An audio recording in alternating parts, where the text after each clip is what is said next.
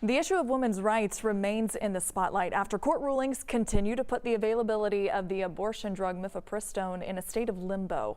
Those arguing for legalized abortion gathered outside of Ponce City Market on Saturday, hoping restrictions for the drug can remain on hold.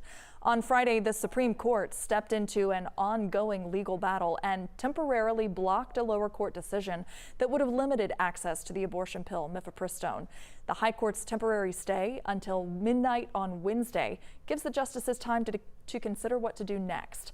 Right now, the pill is still legal in Georgia, while abortions are banned after a fetal heartbeat is detected. Georgia is one of 17 states with some sort of abortion restriction in place. The majority of states with restrictions have banned abortion from the point of conception. Joining me now is Chuck Todd, moderator of NBC's Meet the Press. Chuck, good morning. Good morning, Kristen. This morning you have Senator Tammy Baldwin and Senator Bill Cassidy, both who are on the Health, Education, Labor and Pensions Committee. With the issue of abortion remaining in the spotlight, how do you see Republicans handling this in 2024? Has the party learned from 2022, or do you think they even have a desire to? Well, it's not clear because there's no one really in charge of the party, and that comes through crystal clear. They don't have a position that unifies them. When Roe v. Wade was law of the land, the position that unified them was overturn Roe v. Wade. But they never thought about the fact that they didn't agree on the details. And not every person that wanted Roe v. Wade overturned wanted abortion banned. And I think that is the mistake that many of these Republican leaders have made. That said, the party has, the infrastructure of the Republican Party has essentially organized itself around the issue of opposing abortion. And suddenly with that gone, and with a third of Republicans being in support of abortion rights, it is just sort of taken the party where you can't win a primary without being a hardliner on being against abortion rights. But I don't know if you can win a general if you're a hardliner on access to abortion rights. And I think we saw evidence in 2022. It may take another election before more Republican leaders decide to publicly start to change their, at least, tone and rhetoric on the issue.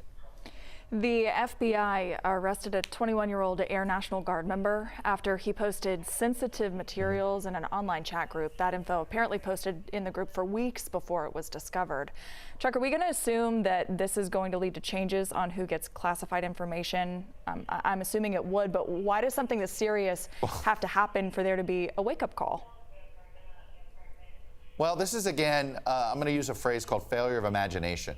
And if you go all the way back to, frankly, the 9/11 attacks, that phrase, failure of imagination, has been applied to the intelligence community quite a bit. And I think this is one of those cases.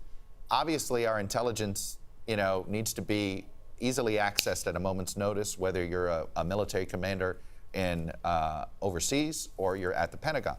So you need people to maintain those computer networks. This gentleman was tech support.